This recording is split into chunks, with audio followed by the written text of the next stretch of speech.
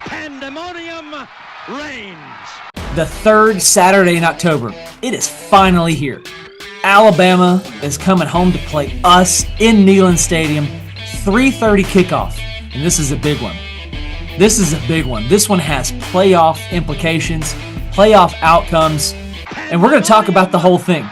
My name is Dan. This is Pandemonium Reigns, and I just want to say thank you so much for tuning in and giving me your ear, the opportunity to tickle your ear for the next, 20, 30 minutes or so. Maybe it's less, probably not. I'm a Baptist preacher. Get over it. Here they come. The Crimson Tide is making its way up to Knoxville. Play the best game in this conference. I'm a little bit on the older side, so if you ask a Tennessee fan, a lot of them are going to say that the rivalry is Florida. You ask me, it's Bama. It's Bama. Now, don't get me wrong. Felt stupid good to get an overtime win over Florida last week. They made a bit of a comeback to tie the game in the final minutes. They get their heart broken in overtime. I'm absolutely here for it. Absolutely here for it. But this one's bigger. This one is absolutely bigger. And it's going to be a little bit more costly, a whole lot more costly if you lose this game because you already have a loss on your board when you travel to Fayetteville, Arkansas. Same thing for Bama when they traveled up to Nashville is it just Vanderbilt Stadium? I don't even know what it's called. Just when they went up to play Vanderbilt and took a loss there, 35-40. What plays into their favor is that Vanderbilt is continuing to churn out wins. They're continuing to show that was not a one-day fluke. Pavia is a baller at that quarterback position. The good thing for us going into this thing is Vanderbilt put some things on film that South Carolina also took advantage of, but they put some things on film in how to attack this thing. How to go after the Alabama Crimson Tide, how to attack their weaknesses, even exploited some of their weaknesses. But the question is going to come down to is when does the Josh Huepel offense finally show up? When do things start to click? This is going to be the first true road game for Alabama. Don't sit there and tell me that, they traveled to Nashville and that's a conference game. That stadium was filled with Crimson. That was a glorified home game. Now they took a loss, but it wasn't because of the environment. All right. Second game at home. We're back in Neyland Stadium. Listen, NC State was an impressive win. Oklahoma, I think you had to do what had to be done, and maybe they carried that mentality or that type of way to approach the game. Maybe they took that into Arkansas and it didn't carry over well. Maybe it was a bad night, whatever. Nonetheless, you took a loss. I think we improved a little bit from Arkansas to Florida. Could that be the home environment? Maybe. We've seen under Huepel that we're just not very good on the road. We were also pretty dang sloppy at home against Florida last week, though. Lots of holding calls, lots of missed opportunities, left points on the board. There's no more time for this. There's no more time to sit back and say, when is it going to come together? It's time to get right, and it's time to get right now. What I would give to be a fly on the wall in the locker room this week, in the position meeting rooms this week, to be just to be an earshot of Coach Huepel as he speaks to his team this week. It's get right. You have to get right. Florida is not as good as Bama. Roster-wise, schematic-wise, I think Florida played better than most people anticipated in Knoxville last Saturday night. But still, apples to apples, they're not as good as Bama. They're just not. So you're not going to get those same graces that you got against Florida. Bama's not going to hand you this. Bama's not going to put this on a silver platter like Billy Napier did. They might, make some mistakes, but I would be shocked if they do some of the things that Florida did, like again, jet sweep on a 4th and short situation when Montrell Johnson is just straight rolling, turn around and hand it to him. I don't think Bama's going to do that. I think Kalen DeBoer is smarter than that. All right. Now, before we really get into this, I do want to say about DeBoer, even in his time at Washington, kind of did this thing where he played down to the level of his competition or up to the level of his competition, nonetheless playing to the level of his competition. I think he's an excellent coach. I think we're going to find out in time if he's the right, for lack of better words, fit in Tuscaloosa. I know fans are not all that tickled with him at this moment in time just because things quite haven't been the same since the first half when you were playing host to Georgia. Just haven't, all right? Still think DeBoer's a good ball coach. I think he's significantly better than Billy Napier. I don't think he's going to do dumb things. But back to Tennessee. Time to get right. Absolutely time to get right. I do believe that there is going to come a point in time in this season, in 2024, where things click, where it comes together for us offensively. I don't think there's any more time that you could wait, though. I think this has to be it. This one has to be it. If you're going to talk about getting to the playoffs, I don't think that you can lose this one. I don't think your offense can wait to figure it out for another week. It doesn't need to be Kentucky, and it doesn't need to be Mississippi State. It's got to be Bama, because if you lose this one, you got 2 losses under your belt already. Are you mean to tell me that if this is the pattern that's going to continue, that you're going to go into Sanford Stadium and find a win? I don't think so. I don't think so. Not putting my money on that one. All right. Say what you want to about Georgia. I get they're not as good as they have been. There's more to that sentence. They're not quite the Georgia that we're used to. They're still really dang good, though. Really dang good, though. All right. So it's going to come together. I do believe that it's going to come together. It's just a matter of when is it? When is this thing going to click? When is it going to come together for Nico, this offensive line, and these receivers, and Dylan Sampson? When is it going to come together? I want to say this while we're on topic. I don't believe that the offensive woes are due to Huepel or due to the play calling. I said on the previous episode that, let's see, JD Piquel asked the question, is the glass half empty or half full? I said, I don't know, JD. How big is the glass? Not really sure. I've had a lot of time to think about this. I went back and I watched it, the highlighted version. And here's what I've concluded. It was not Huepel that put the ball on the ground on that zone read or read option. It was Nico. It wasn't Huepel. It wasn't Huepel who held anytime Nico got out of the pocket and ran for a first down. It wasn't Huepel. It was John Campbell. It wasn't Huepel who couldn't find or connect with the open receiver. We got a small handful of times where we had wide open dudes, wide open receivers who would have found the end zone on these respective plays. Wasn't Huepel who threw those. Wasn't Huepel who dropped it.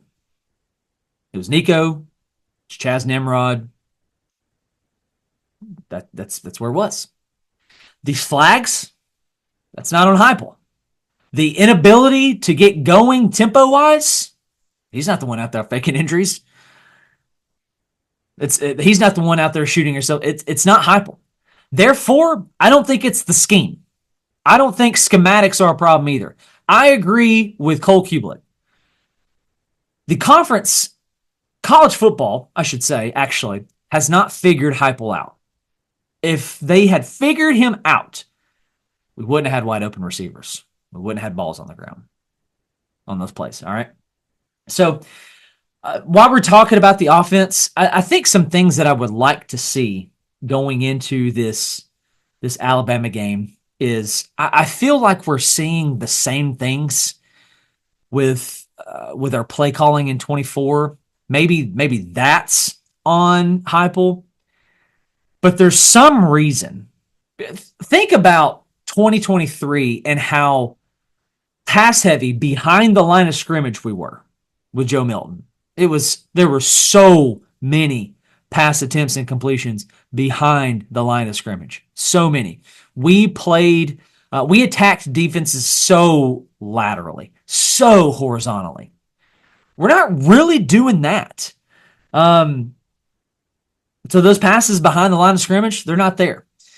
When your offensive line is not performing up to par, or if there's a situation where you've got a defensive front that can just pin their ears back and come at you, or you have an over-aggressive defense, draws, screens, counters, misdirections, not really seeing those either.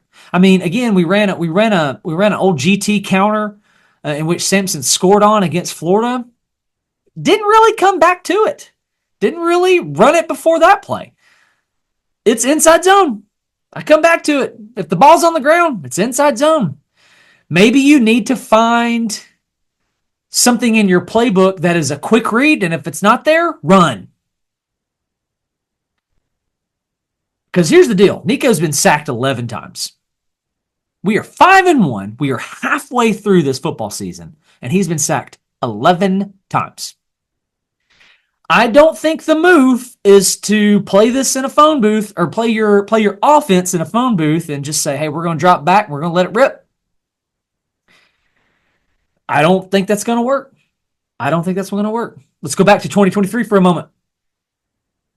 I became under the belief that Joe Milton had to take a hit before he really settled into the game.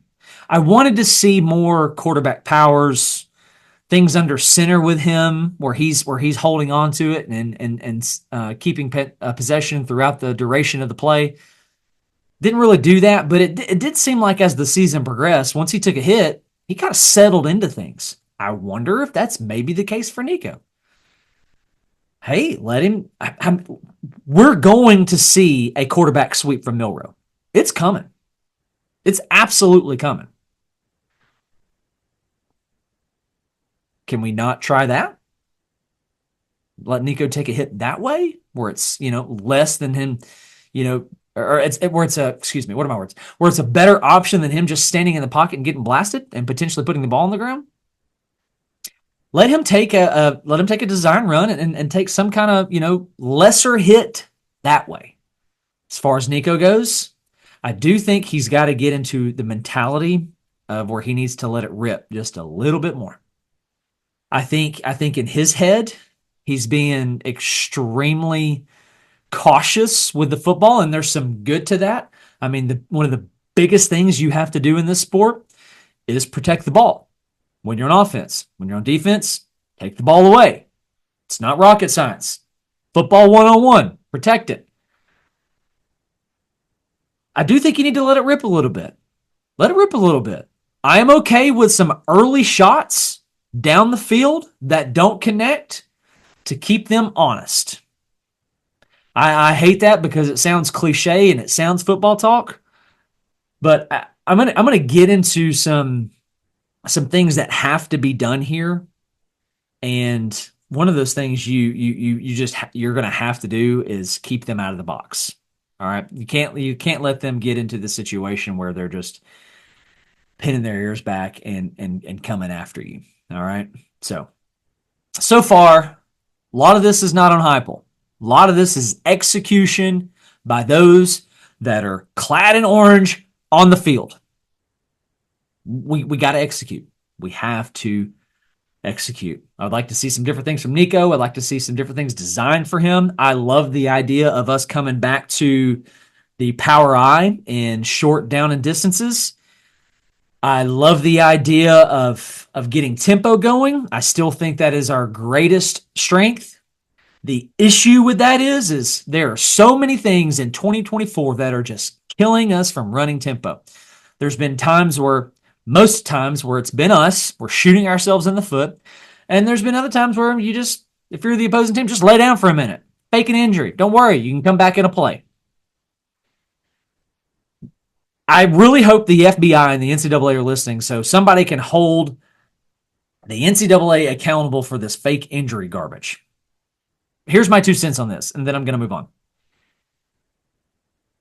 If you fake an injury, if you have an injury, you should be out for some kind of time. Make players not want to be the one to fake it. No, I don't want to be the one to fake it. I want to play again this possession, this quarter, whatever it is. Have some kind of consequence. Do something to alleviate this mess. You figured it out real quick when Dan Lanning was playing host to Ohio State and added a player onto the field. That was a planned penalty. Go watch it. All right. Let's start to bring this thing in. I'm going to give you some thoughts on what has to be done, and I'm going to make my pick. Unfortunately, I'll tell you right now, I don't like it. I don't like the fact that I have to make a pick because who the heck knows? All right. What are some things that have to be done? You have got to contain Jalen Milroe. Milroe is their best player. Well, some of you say, aha, Ryan Williams is their best player. And I would say, aha, no. Ryan Williams is their most outstanding player. That dude is incredible. Incredible. And there's an argument for that. Like, don't let this one dude beat you. If he goes up for the ball, if the ball's ever in his hands, make him wish he didn't have it in his hands. Knock him out. This is not Bountygate, you know what I'm saying? Like, just hit him, play football. But you got to contain Jalen Milroe. I still think, as I said last year, that Jalen Milroe has one of the best deep balls in the country. The offense was a little bit more roller coaster last year, where they would run for plus, run for minus, put the ball on the ground, pick it up, somehow find a first down conversion, scramble, throw it deep, score. It's not quite the same this go around, but you got to contain Milroe. Here's a little stat for you. Jalen Milroe has 77 rush attempts on the year. If you take Jam Miller and Justice Haynes and you combine their attempts, they're only at 90. And Jalen Milroe is at 77 by himself. Jalen Milroe has found the end zone with his feet 11 times.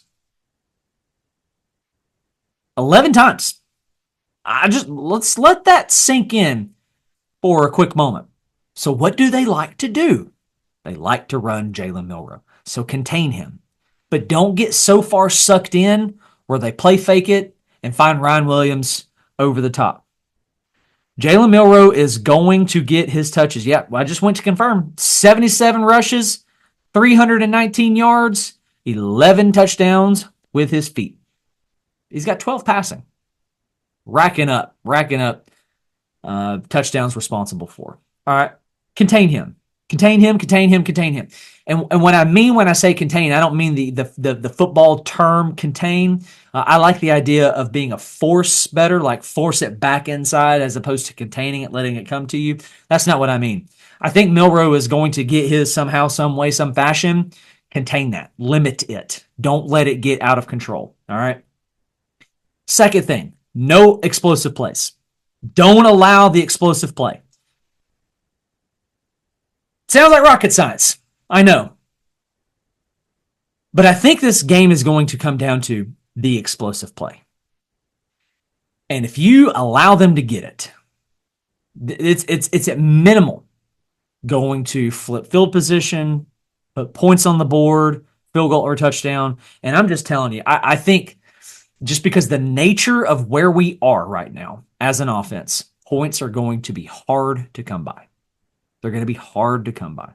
So if an explosive play is allowed, you better match it. You better match it. Don't let them, think of a scenario where they get let's say a 50, 60 yard, pass completion run, whatever. We end up holding them to 3, which is a win, okay? But they miss the field goal, let's say. And we do something like 3 and out. And we're punting. Field position is playing into their favor. Don't allow that. This is why I'm saying if they're going to have the explosive play, you better match. You better match it. Obviously, more is going to be better. Match the explosive play. Here's another thing. I think you need to keep them balanced defensively. Arkansas, again, I'm really kind of tired of talking about this, did this thing where they showed 7 and rushed 5. And it worked beautifully. We didn't know what to do with it. And that was extremely frustrating. And I would say if they do that, if they show 7, make them pay. Where do you attack the defense that is blitzing? You attack where they blitzed from. It's not hard. So there's a couple, like, just off the cuff. Let's play out a scenario. Say we're in a 12 personnel. 2 tight ends, 1 back. They show 7. You can do things where you split those tight ends on either side of the formation, one side, whatever. If it's me, again, I'm not the X's and O's, and I'm not the Josh Huepel. I do love the idea of drawing up things. I got to draw up things in high school. But let's go tight end, 1 tight end on either side, and they're showing 7. Let's go tight end dump. Boop, right over the blitzer. Just dump it to him. All right. An arrow route out to the flats. It's quick. Okay. Keep them balanced. If they do get in this thing where they're showing a lot of pressure, make them pay for it, and make them pay for it early. You can do things by making them pay for it with a long run by Sampson, or actually anybody out of the backfield, connecting on a short to mid-range route consecutively, stacking those on top of one another. Make them pay for it if they're going to do it. Don't let them sit there and do that crap all night. Don't let them get into opportunities where they're just pinning their ears back. You need to keep them balanced defensively. All right. Don't let them load the box. There's a couple different ways that you can do that. I love the idea of doing things like bootlegs, flood concepts out of that bootleg, roll in the pocket, quick passes behind the line of scrimmage, depending on the coverage. But we've been known to throw the screen even when, we know what the corner has eaten for lunch that day. That's how close they've been. So finally, I think this one's the most obvious. You need to correct your errors. Right your wrongs, meaning stop holding. For the love of God, stop holding. Stop playing patty cake at the tackle position. If somebody rushes, I understand that that Lance Hurd might have an injury or something like that, but good gosh, fight. Some of these plays, it's just patty cake. It doesn't. It's poor effort. It's poor effort. Correct your errors. Correct your holding calls. If a ball hits your hands, catch it. Catch it. Don't put the ball on the ground. Master the mesh point. The mesh point is the exchange point between the Q and the back. Master that. Master the mesh point. So don't do things that shoot yourself in the foot, or that kill your tempo, or put you behind the sticks. You do what you did against Florida, and you're going to get beat. I know Bama hasn't been what Bama has been. If you get what I'm saying, under Saban. This is not the Bama that we are familiar with. So now is the time to get them. Now's the time to get them. But even still, when they are not who they've previously been, how long is that going to last? And that's still better than Florida. Still better than Florida. All right. Maybe now is a good time to dig into your bag of tricks. Halfback pass, double, maybe not a double reverse pass or something like that, just because of teams' abilities to get into our backfield, but maybe a quick screen to, somebody's streaking downfield. Who wouldn't love to see Squirrel White to throw a tutty to Dante Thornton? Or vice versa, right? I'm okay with digging into the bag of tricks. Heck, we did it to Missouri in 2022 when we hid Jalen Hyatt behind the guard. Squirrel White's even smaller, man, and you hadn't put it on film since then. So we're now to the unfortunate time where I have to make a decision on this. And actually, I had a guy tell me earlier in the week, he said, you don't have to make a pick. I mean, you don't have to make a decision, but I kind of feel like I do. Just because, isn't that the purpose of the podcast? Whatever. Let's talk about this for a second. If you would have said, man, this feels like a ranting session. If you would have said that 23 is all we would score against Florida, I said that's a loss. And if you told me, 23 is after overtime, that's undoubtedly a loss. Undoubtedly a loss. So with that said, I think if you score 23 against Bama, that's a loss. I think if you score anything less, that is a loss. I can very much see this being a lower scoring game, but in the teens in 2024, not putting my money on that. With offensive minds like Josh Huepel and Kalen DeBoer. Now, I'm not real sure of the over-under on this one. Let's see if I can find that real quick. I know that Bama is favored by 3 in this thing, but the over-under is 55.5. Taking the under. With what I've seen, just as far as we go, I'm taking the under. And I probably sound negative, but I feel like I'm just more realistic. I think this is a game where your defense can again win it for you. But man, it's going to be so much nicer if your defense does things that finds yards for you, off interceptions, off fumbles, forcing punts, whatever. This is going to go so much more your way if special teams can find yards for you, or if better yet, special teams can find points for you. If defense can find points for you, even better.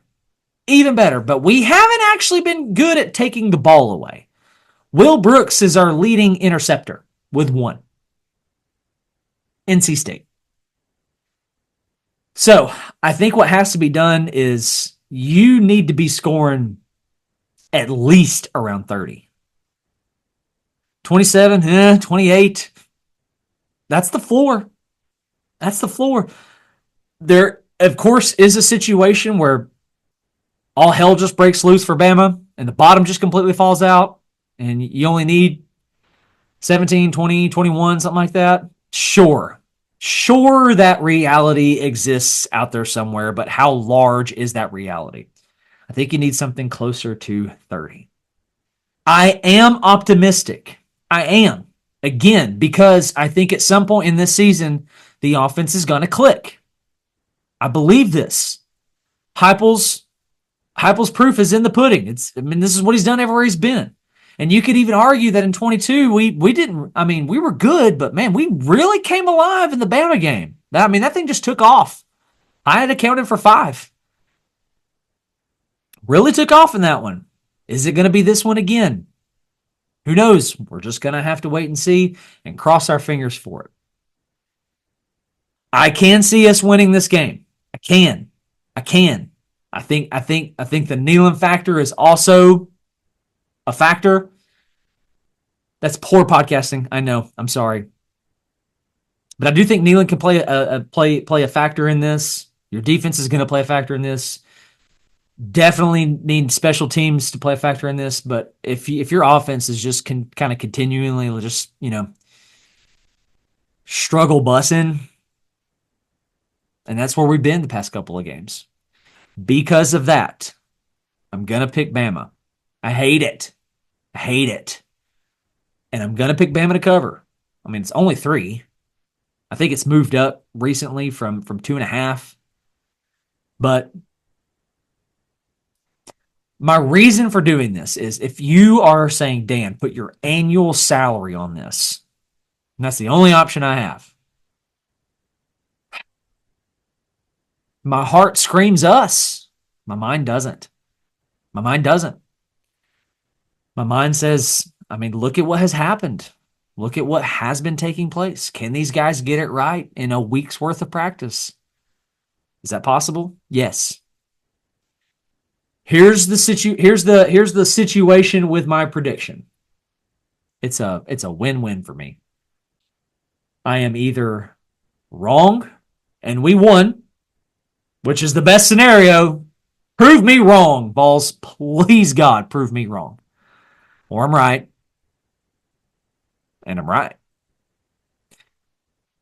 We'll see. Cannot wait for this one. Going to be watching this one with a fellow Bammer.